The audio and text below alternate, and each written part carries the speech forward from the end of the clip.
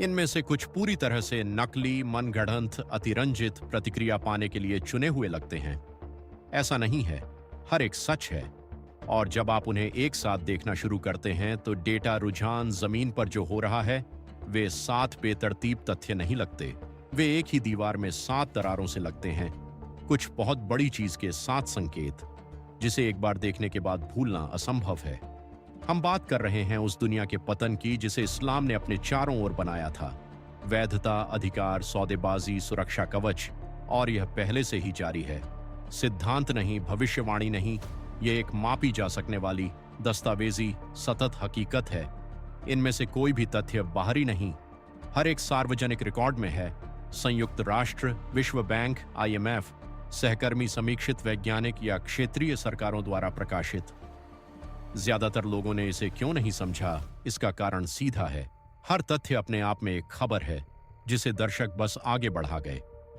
हम इन सातों पर ऐसे चलेंगे जिस क्रम में इन्हें देखना वास्तव में तर्क संगत है।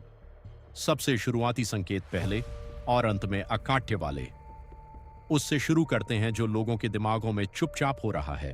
अरब दुनिया के कुछ हिस्सों में कुछ बदल रहा है जिसके बारे में सार्वजनिक रूप से कोई बात नहीं करता। मुस्लिम बहुल देशों में युवा मुसलमानों की एक पीढ़ी ने चुपचाप धर्म से दूर हटना शुरू कर दिया है और आंकड़े स्पष्ट हैं। अरब बैरोमीटर मध्य पूर्व और उत्तरी अफ्रीका का सबसे बड़ा सम्मानित पुराना सामाजिक सर्वेक्षण है। अपनी 2018 से 2019 की लहर में जब शोधकर्ताओं ने 18 से 19 वर्ष के युवा ट्यूनीशियाई लोगों से पूछा कि क्या वे खुद को धार्मिक मानते हैं, तो 64% ने कहा कि वे नहीं मानते। 36%। यह लगभग अमेरिकी युवाओं के बराबर है, ऐसे देश में जहां एक दशक पहले यह संख्या 16% थी। लीबिया में 36% युवा धार्मिक नहीं हैं, अल्जीरिया 24, मोरक्को 22, मिस्र 38। पूरे क्षेत्र में यही रुख। तस्वीर एक स्पष्ट रेखीय पतन से कहीं ज्यादा जटिल है। हालिया अरब बैरोमीटर लहर से कुछ संख्याएं फिर से बढ़ती दिखती हैं, पर शोधकर्ताओं को जो मिला वह साझा नैतिक सहमति पर आधारित किसी भी समाज के लिए शायद और भी बुरा है। मध्य वर्ग खोखला हो रहा है। अत्यधिक धार्मिक आबादी बढ़ रही है, अधार्मिक आबादी भी बढ़ रही है।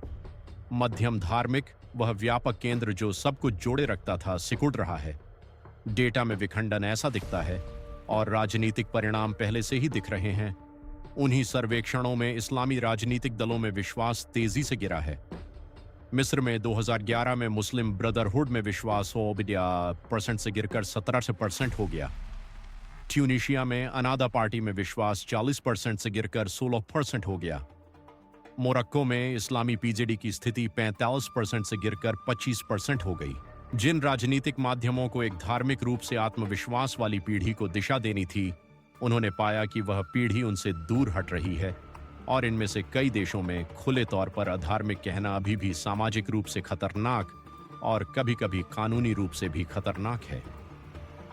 प्यू रिसर्च का वैश्विक ट्रैकर अब भी मध्य पूर्व और उत्तरी अफ्रीका को दुनिया में धर्म संबंधी सरकारी प्रतिबंधों और सामाजिक शत्रुता के सर्वोच्च स्तर पर पाता है। क्षेत्र का एक भी देश दोनों पर कम स्कोर नहीं करता, जिसका अर्थ है कि वास्तविक बदलाव निश्चित रूप से सर्वेक्षणों से कहीं ज्यादा बड़ा है।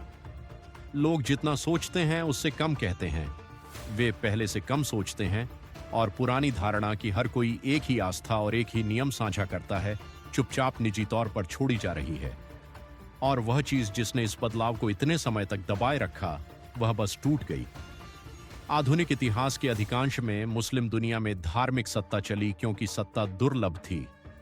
विद्वानों ने दशकों तक प्रशिक्षण लिया, मंचों को लाइसेंस मिला, सरकारी प्रसारकों ने उपदेश तय किए, मस्जिद स्रोत थी, परिवार प्रवर्तक, सूचना तंत्र कसकर नियंत्रित था। वह दुनिया जा चुकी है।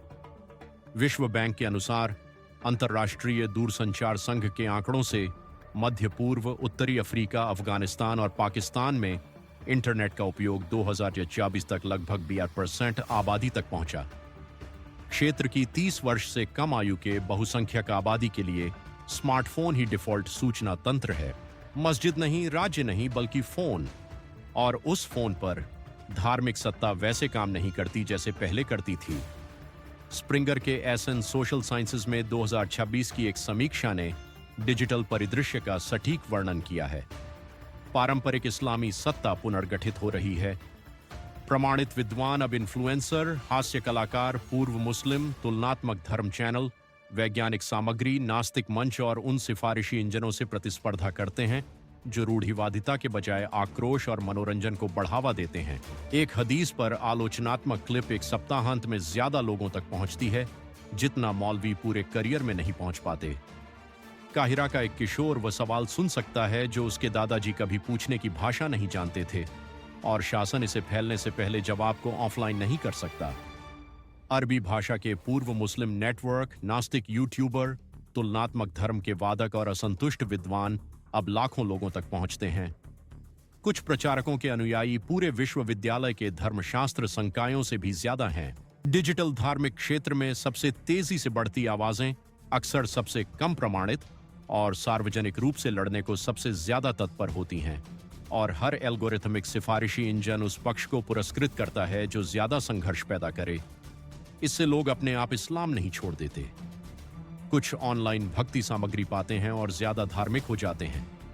बात दिशा की नहीं, बात नियंत्रण की है। एक अधिकार समाप्त हो गया है। चौकीदार अब दरवाजे की रखवाली नहीं करते, और जिन समाजों में राजनीतिक सत्ता अक्सर सीमित जानकारी से पोषित राज्य समर्थित धार्मिक कथा पर निर्भर रही है, नियंत्रण का वह मौन पतन किसी भी विरोध आंदोलन से ज्यादा दीर्घकालिक क्षति कर रहा है।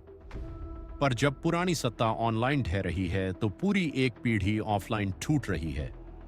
मध्य पूर्व और उत्तरी अफ्रीका इतना युवा है जिसे ज्यादातर दुनिया पूरी तरह समझ नहीं पाती। यूनिसेफ की रिपोर्ट बताती है कि मीना में 10 से 24 आयु वर्ग के लोग लगभग 140 मिलियन हैं, पूरी आबादी का चौथाई हिस्सा, और वे युवा फंसे हुए हैं। अंतर्राष्ट्रीय श्रम संगठन के हालिया विश्लेषण ने 2023 में अरब देशों में युवा बेरोजगारी 88% बताई, जो पृथ्वी पर सबसे अधिक है। युवा अरब महिलाओं के लिए यह आंकड़ा 88.5% है। 2025 के पूर्वानुमानों में दर मुश्किल से हिलती दिखी। इसके परिणाम का एक नाम है, समाजशास्त्री इसे भार कहते हैं। एक पीढ़ी जो निलंबित है, शिक्षा खत्म पर काम नहीं, शादी टलती है, अपार्टमेंट नहीं मिल पाता, वयस्कता एक दशक देर से आती, सम्मान भी जाता है, और जनसांख्यिकीय परिणाम पहले से ही दिख रहे हैं। क्षेत्र में प्रजनन दर तेजी से घट रही है।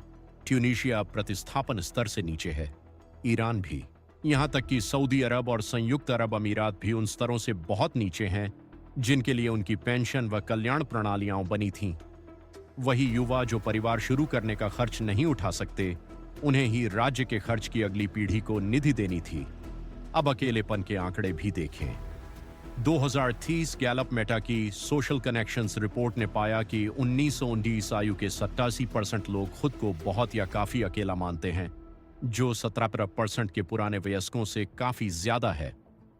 विश्व स्वास्थ्य संगठन का पूर्वी भूमध्य सागरीय कार्यालय वर्षों से चेतावनी दे रहा है कि क्षेत्र में मानसिक और नशीले पदार्थों के विकार वैश्विक औसत से अधिक हैं, जबकि मानसिक स्वास्थ्य सेवाएं जरूरत पूरी करने को नाकाफी हैं, जिसका सादे शब्दों में मतलब यह है, मजबूत पारिवारिक ढांचों, धार्मिक समुदायों और अंतरपीढ़ीगत दायित्वों पर आधारित एक क्षेत्र ऐसी युवा पीढ़ी पैदा कर रहा है जो अब तक की सबसे अकेली, सबसे बेरोजगार और सबसे अधिक संस्थागत अविश्वास से भरी है।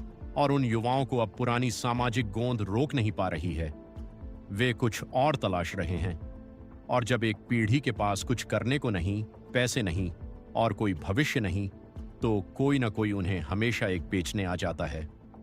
अगला संकेत कोई सर्वेक्षण परिणाम या व्यवहारिक बदलाव नहीं, यह एक कठोर शारीरिक सीमा है। जल विज्ञानी जल की कमी मापने के लिए फाल्कन इंडेक्स का उपयोग करते हैं। प्रति व्यक्ति प्रति वर्ष 1,700 क्यूबिक मीटर नवीकरणीय जल से कम वाला देश जल तनावग्रस्त होता है। 1,000 से कम यह जल दुर्लभ है। 500 से कम यह पूर्ण कमी है, एक ऐसी श्रेणी जिसके करीब पृथ्वी पर ज्यादातर देश कभी नहीं आते। 10 फरवरी 2026 को मिस्र के जल संसाधन मंत्री हनी स्वलेम ने संयुक्त राष्ट्र के सुरक्षित पेयजल अधिकार रिपोर्टर को बताया कि मिस्र में प्रति व्यक्ति जल उपलब्धता अब 500 क्यूबिक मीटर प्रति वर्ष है, जो संयुक्त राष्ट्र की अपनी कमी की सीमा के आधे से भी कम पूर्ण कमी की रेखा पर है। 10 करोड़ से ज्यादा आबादी का देश, अरब दुनिया में सबसे बड़ा, क्षेत्र का ऐतिहासिक आधार, पैमाने के सबसे निचले पायदान पर।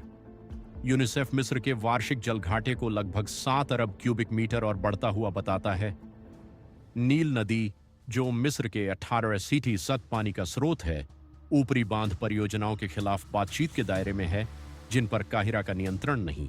विश्व बैंक ने अनुमान लगाया है कि जलवायु जनित जल तनाव से 2050 तक मीना अर्थव्यवस्थाओं को जीडीपी का 6 से 14% तक नुकसान हो सकता है। और मिस्र कोई अपवाद नहीं है, यह एक क्षेत्रव्यापी समस्या का सबसे स्पष्ट मामला है। ईरान में पानी की कमी से कई प्रांतों में विरोध प्रदर्शन हुए हैं। ईरानी सरकार खुले तौर पर सूखते कृषि क्षेत्रों से बड़े पैमाने पर पलायन की चेतावनी दे रही है।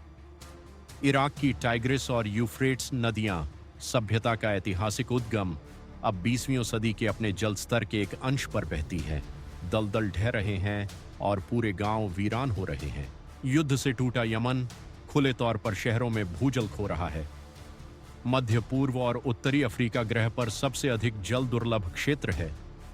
भूजल का अत्यधिक दोहन हो रहा है। अपशिष्ट जल मुश्किल से पुनर्चक्रित होता, अल्वनीकरण महंगा है, and electricity that many of these states are running out of. Water cannot be voted away, it cannot be subsidized away, it cannot be negotiated away. When it goes, food security goes.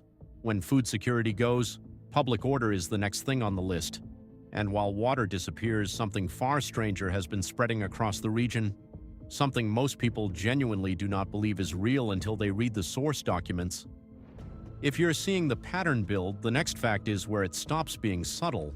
Subscribe to Fall of Nations because Fact 5 is the one most people refuse to believe until they look it up themselves. For the better part of a decade, one of the most powerful Muslim-majority states in the Middle East quietly transformed itself into the largest narcotics manufacturing operation on Earth. Not a cartel, not a gang, the state. The drug is called Keptagon, a cheap addictive amphetamine pill, and under the regime of Bashar al-Assad, Syria became its global capital. According to the United Nations Office on Drugs and Crime, roughly 80% of all Captagon seized in the Middle East between January of 2019 and November of 2025 originated from Syria. UNODC estimates that before December of 2024, daily production at Syrian facilities ran into millions of tablets. The agency described the existing stockpiles as large enough to supply trafficking across the region for years to come, even with no further production. Iraq alone saw Captagon seizures jump by nearly 3,280% from 2019 to 2023. Then in December of 2024, the Assad regime collapsed, and what the new Syrian transitional government found inside the country told the rest of the story. Since taking power, Syrian authorities have dismantled 15 music industrial-scale Captagon laboratories and 13 smaller storage facilities. In the year following the regime change, UNODC documented at least 177 million pills intercepted across the Arab region. Around 30 tons of synthetic narcotic in 12 months in seizures alone. The smuggling did not stop. Traffickers shifted routes, started moving pills with drones and balloons across borders, opened new diversion points in Western and Central Europe and North Africa. Saudi Arabia became the trade's biggest target market, intercepting hundreds of millions of pills at its ports and borders over the past several years. Along the Jordan-Syria frontier, drug smuggling collided with armed forces on a near-monthly basis, with the Jordanian military conducting kinetic operations against trafficking networks more typical of a counterinsurgency than a customs enforcement campaign. Now listen to this against the previous facts. A region with 28% youth unemployment, loneliness at record levels, mental health system stretched to nothing, a generation in wait looking for an exit. And then a state-backed industrial drug economy producing pills by the million, flooding Saudi Arabia, the Gulf, North Africa, and ultimately Europe. This is what informal economies look like when legitimate ones fail. They corrupt the police, they distort labor markets, they give the desperate a substitute future built out of cash and chemicals. And when a regime falls, what gets exposed is not a hidden vice. It's the architecture of a state that traded narcotics for survival. And just when this seemed like it could not get any darker, parts of the region are running into something even harder to negotiate with: the atmosphere itself. Most political crises can be solved with money, time, and compromise. Heat cannot. In 2010, climate scientists Stephen Sherwood and Matthew Huber published a study in the Proceedings of the National Academy of Sciences, arguing that human survival has a hard physiological ceiling. They identified that ceiling using wet bulb temperature, a measurement that combines heat and humidity. At a sustained wet bulb temperature of 35 degrees C, even a fit, well-hydrated person sitting in the shade cannot cool their body fast enough to stay alive. For decades, that threshold was treated as a theoretical late-century concern. Then in 2020, climate researchers Colin Raymond, Tom Matthews, and Bradley Horton published an analysis in Science Advances showing that the threshold has already been briefly exceeded at certain weather stations on Earth. Not in already, and the Persian Gulf is one of the regions repeatedly identified by climate modeling, including the influential work of Pal and Elahir at MIT as one of the global hotspots, most at risk of approaching wet bulb conditions incompatible with sustained outdoor human activity later this century under high-emission scenarios. A 2023 paper in Nature Communications added that for the elderly, the sick, the outdoor workers, dangerous conditions can occur well below the 35-degree wet bulb line. This is not a future problem, it is a now problem, and the religion at the center of the script has already paid the price. Between June 14th and June 19th of 2024, during the annual Hajj pilgrimage to Mecca, at least 131 pilgrims died from extreme heat. The temperature at the Grand Mosque hit 51.8 degrees C, that's 125 degrees F. Saudi authorities reported over 2,700 cases of heat exhaustion in a single day. Subsequent peer-reviewed analysis published in 2025 in NPJ Natural Hazards calculated that the upper limits of human heat tolerance were breached for a cumulative 43 hours over the 6 days of the pilgrimage. Most of the dead were unregistered pilgrims who had no access to the air-conditioned shelters provided to those with official permits, meaning they'd walk, pray, and die, exposed to conditions the human body is physically incapable of surviving. The most sacred annual ritual in Islam now happens at the edge of what biology allows. Heat that intense forces entire economies indoors. It demolishes outdoor labor productivity. It collapses agricultural output. It demands constant electricity and constant water for cooling. And we already saw, in fact, for what is happening to the water, the grid has to hold, the cooling has to work, the fuel has to keep flowing. For societies already strained by unemployment, distrust, and information collapse, climate-driven habitability stress is not a separate environmental issue. It's a multiplier on every other crack we've already named. And here's the brutal twist. The money that used to paper over all of this is on the clock, too. For half a century, the political stability of much of the Muslim-majority world has rested on a specific bargain. Hydrocarbon revenues flow in. Governments use it to fund public sector jobs, subsidies, fuel, food, and security. Citizens accept reduced political voice in exchange for a guaranteed share of the rent. Religion supplies the legitimacy frame. Oil supplies the cash that makes the frame possible. That model has a structural problem. It works only as long as the rent keeps coming. Look at Kuwait. According to the Public Authority for Civil Information, by the end of 2025, roughly 78% of Kuwaiti nationals in the workforce were employed in public administration, defense, or compulsory social security. In the private sector, 96% of workers were expatriates. The state is not just the largest employer. For Kuwaiti citizens, it's effectively the only employer. The IMF has documented the same pattern across the Gulf Cooperation Council for years. Public sector absorption of nationals is treated as the central labor market reality of the region. That model needs oil money to keep flowing forever. Forever is no longer guaranteed. The International Energy AY's World Energy Outlook 2025, released on November 12, 2025, projects that under the stated policy scenario, the AY Central case based on the actual policies governments have already announced, global oil demand peaks around 2030 at 102 million barrels per day before beginning a gradual decline. Coal peaks before 2030, gas plateaus by the mid-2030s. The IMF's most recent Article 4 consultation on Saudi Arabia underscores the same vulnerability on the other end. Even short-term changes in oil revenues, including from voluntary production cuts, move the fiscal balance quickly. Diversification programs are real. They're also racing the clock. The bet every Gulf government is now making is that they can build a post-oil economy before the oil revenue weakens. Saudi Arabia's Vision 23 program, the United Arab Emirates' aggressive AI and tourism push, the Qatar investment offensive all share the same underlying logic: race the transition before the rent runs out. The bet every other rentier state in the region is making is much worse, that nothing will change at all. Algeria, Iraq, Iran, and Libya, none of them have a credible diversification plan. They're still betting on the price of a barrel of oil to underwrite social peace.